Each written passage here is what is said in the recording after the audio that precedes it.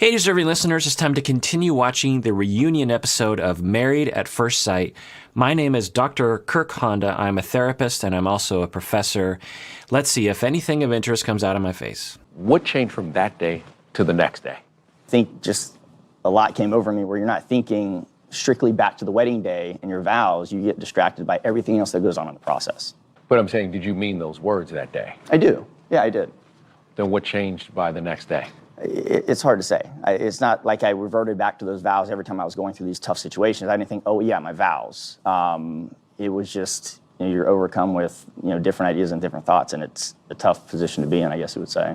Okay, so Zach is back to his confusing, obscure way of talking. It sounds like maybe his walls are back up again. In the previous episode during Decision Day, Zach spoke the clearest we've ever heard, or at least I've ever heard. And now he's back to using, it's almost like the way coaches talk at the end of a football game. Like, well, we got to give 110%. Everyone, I blame myself for the fact that we're gonna give it a little college try next week, and we'll be back at it. There's certain things that coaches will say at the end of a game or players, and he comes across like he says that. Let's listen back to that. A lot came over me where you're not thinking strictly back to the wedding day and your vows. You get distracted by everything else that goes on in the process. But I'm saying, did you mean those words that day? I do. Yeah, I did. Then what changed by the next day? It's hard to say. It's not like I reverted back to those vows every time I was going through these tough situations. I didn't think, oh yeah, my vows. It was just, you're overcome with, different ideas and different thoughts, and it's a tough position to be in, I guess you would say. When you watch yourself, make mistakes in the process and really miscalculate things and opportunities. What do you mean? So they're playing the comedy music once again to emphasize the comedy of his confusing, circular, weird talking. And I love this guy. He's like, what do you mean by that? What do you mean? Just trying to clarify, which is great. I don't think Zach is going to clarify because he seems to be in that mode that he talked about in the last episode about putting up walls. And, who knows what caused that to happen, but they appear to be up. Like early on when you try to be direct and communicate, you go into it thinking, all right, relationship, marriage, let's make this work. And how do you figure this out versus just kind of go with the process. And I think I thought too much and I obviously said too much. I mean, we can talk in circles all day long. I'm good at that. Yeah. We can. No, I know Yeah. you are. I'm listening to you. I mean, sometimes we don't know what in the hell you're talking about. Let's take a look. I do like I like this guy. He's a straight shooter. He's saying things in a way that is very confrontational, but in a way that I think people can hear. That's that's an art form.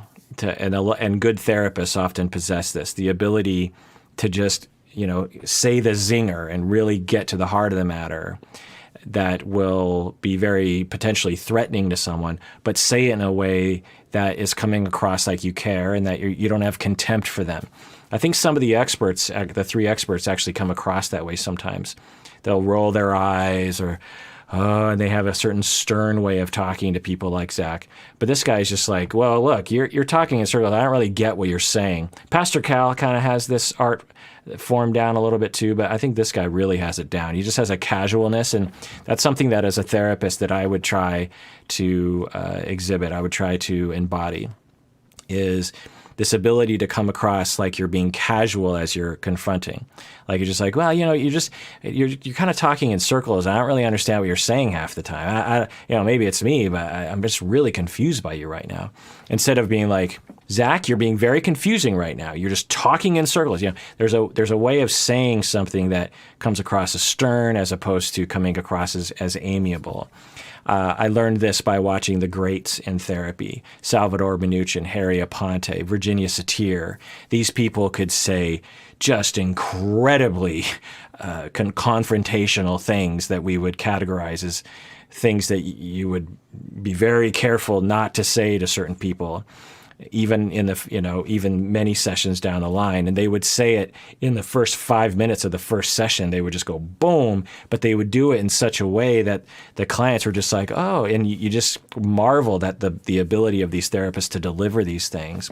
And I think it comes from compassion. If you have compassion, if you have uncomplicated warmth for people, then the confrontations will come out with that warmth and without the contempt or sternness or judgmentalness that can accompany it. When you got that real Serious marriage license, what went through your brain? I think this is real, obviously. And, not thinking in a bad way. It's just like, this is real. And it's like, how do you process this? How did you process it? I don't know. Listen, this is the moment, really, honestly, because America's watching this on TV and they're going to form their own opinion. Sure. So here's your chance to say, hey, look, sometimes it happens. You Right. get in a situation, you're like, damn it, I wish I could get out. I can't, am I going to look bad if I get out? So just say. Oh my God, this guy is so good. Someone is finally saying what I've been thinking, and maybe you've been thinking this entire time. This guy is rad. He's like, look, why don't you just say, right from day one, as soon as you saw her, or maybe you had a short conversation with her, you just said, I'm out. This is not going to work. Why not just say that? Why string it out the entire season and act and say that you're into it, but act completely the opposite and drive Mindy crazy? This guy is just amazing. Let's rewatch this. Sometimes it happens. You Right. get in a situation, you're like, damn it, I wish I could get out. I can't, am I going to look bad if I get out? So just say, hey, I got there and I was like, holy crap, this is a real deal. Sure. And it's maybe I bit off a little more than I could chew. Right. I mean, it would just, all I can say is it felt, you go through the process, you go through the wedding thing, and you start to feel this is starting to get real. And not that it wavered me, but it's just like you're doing it in a very different, untraditional way. What? So his walls must be up because we got a very different Zach in the Decision Day episode. And now he's right back to the walls being up. Similar to Michael. Michael somehow had come full circle and right back to the beginning of the full season where he's like, I don't lie. I don't know what you're talking about. You're crazy. Where there was a moment where Michael in the middle of the season where he was like, yeah, I lie sometimes because I'm terrified of abandonment. And then the walls go up. So I hope it's clear that when we watch these shows, these people, they're not doing it on purpose. Without therapy, without healing, these people are so scared and they're suffering so much and they're so hurt and their complexes run so deep neurologically that they just fall into these modes. And you might have one of those modes that's very frustrating. And maybe over time you've learned how those manifest. You might be in a marriage with someone who has those modes where you're just like, oh, they're in that mode again, and I don't like that mode. And it's not usually voluntary. Now, it doesn't mean that Mindy should forgive Zach for that. Mindy has every right to just be like, I don't like him in that mode. That's an extremely annoying mode. I don't want to be with someone like that. That's a rational choice. But it looks like Zach, for whatever reason, has fallen back into that mode. I'm guessing he's terrified of disapproval. He's terrified of looking bad. He's terrified of judgment or something. And defense mechanisms, personality disorders, they develop along these lines, and they shoot us in the foot. I'm guessing Zach's desperate efforts to be likable, because he probably needed to be likable in order to get safety or love or attention or something. And he wants to be likable so badly that he comes across as blank, and thus everyone hates him. And then that furthers the trauma for him of like, oh, I'm unlikable. Well, I need to desperately try to be likable. Well, how can I be likable? Well, I have to manage the way I come across to people very carefully instead of being real and vulnerable and normal, which would actually make him more likable. In the same way for Michael, he seemingly, according to him, is terrified of being abandoned. And his efforts to keep people from abandoning him is to dodge and weave and lie and deceive and exaggerate. And of course, that causes people to abandon him. And then he's back feeling abandoned. And he's like, okay, I'm being abandoned again. I just need to be more, I need to exaggerate. I need to be more pleasing to other people. I need to tell them what they want to know even more to retain them. That's this vicious cycle in people's personalities. I'm working on hypotheses here, But both Zach and Michael have basically alluded to this in the show, so I feel like I have something to go off of. I would have to talk with them and say, does this make any sense to you? That's what I always do with people. With clients, I will hypothesize and see what they think of it. And some of the times they're like, I don't know, you're completely off base. Or sometimes they're like, there's a little bit of truth there. Or sometimes they're like, oh my God, you nailed it. Yes, that's exactly who I am. And I will say that sometimes some of the people on these shows will actually contact me and tell me that. They'll be like, oh my God, your hypothesis was exactly right. And I'm guessing the ones that don't agree with what I'm saying, they don't contact me. So I'm batting 1,000 because I'm guessing that it's a self-selecting group of people who will contact me and say I was right, the people who hate me. Well, actually, so one person told someone that I know that I had it that I was being harsh to him, but he didn't confirm if I was right or wrong. So maybe I'm not batting 1,000. Anyway, so I don't think we're going to get anywhere with Zach. I think his walls are up, and I think that's just the way it's going to be, and it's going to be very frustrating.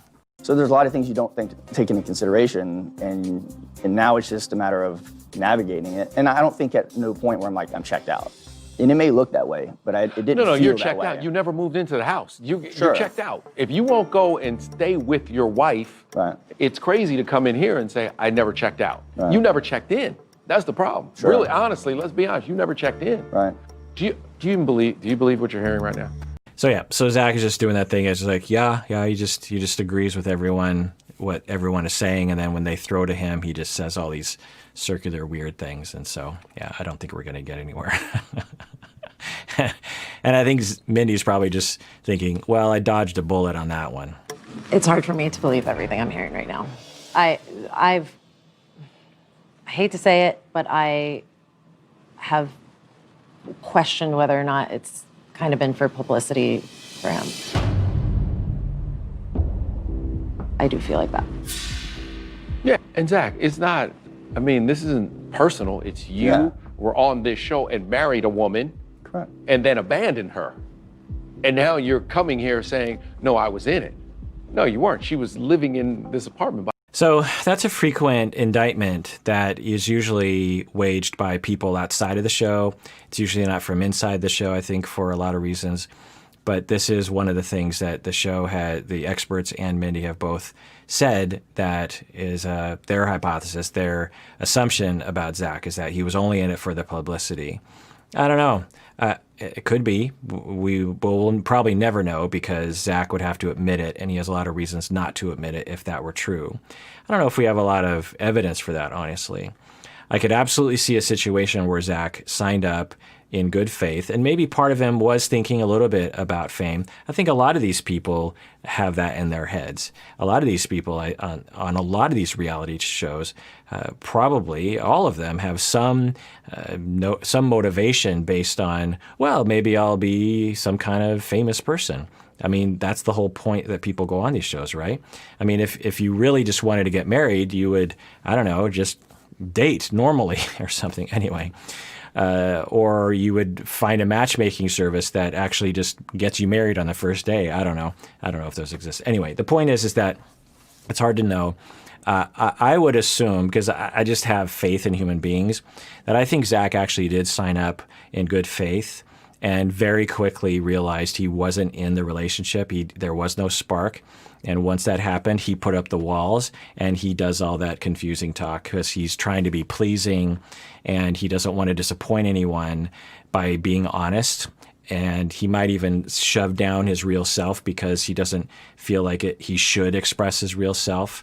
But in doing so, he ends up alienating and hurting everyone around him. I'm guessing that there's a lot of people in his life that can attest to that behavior in general, whether it's romantic relationship, friendships, family members. I'm guessing that a lot of people have seen that before, but it's just an hypothesis. Listen, Zach, it's unfortunate that you didn't work with Mindy and try to understand and learn what, a beautiful woman she is. But Mindy, congrats for holding it together, Thank you. you. And hanging tough in a tough situation. We all go into marriage hoping it will last a lifetime, but unfortunately, for some, it doesn't work out that way. Zach and Mindy, thank you for being. So with the other couples, I have thought that if a marriage therapist was there, at least once a week, if not 2 or 3 times a week during this whole process, that it probably would have worked out. I've worked with couples in much worse shape than Mika and Michael and Katie and Derek. But with this couple, I don't think they were salvageable because I think right from the beginning, Zach had very clearly established in his heart that he was not in the relationship, that he had never been, we have the expression like he has 2 feet out the door, meaning he was gone. I don't think he ever had 2 feet in the door. I think his heart was like, oh, no, I don't want to be with this person.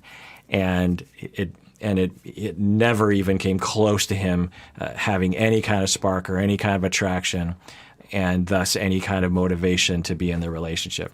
And I think he either obscures that for other people's sake because he's trying to protect their feelings, which of course doesn't work in the end, or even obscures it to himself because he has a hard time admitting that. I don't know.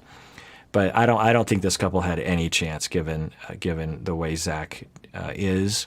And really just given the fact that it'd be interesting to hear from his past relationships with people that he did have that spark with. Maybe he is a completely different person. I would be curious what he does when he does feel that in love feeling with someone. Is he a completely different person? Somehow I doubt it. But anyway. All right, if you could like this video, that would be cool. That validates my existence. You could also subscribe to the channel if you haven't already.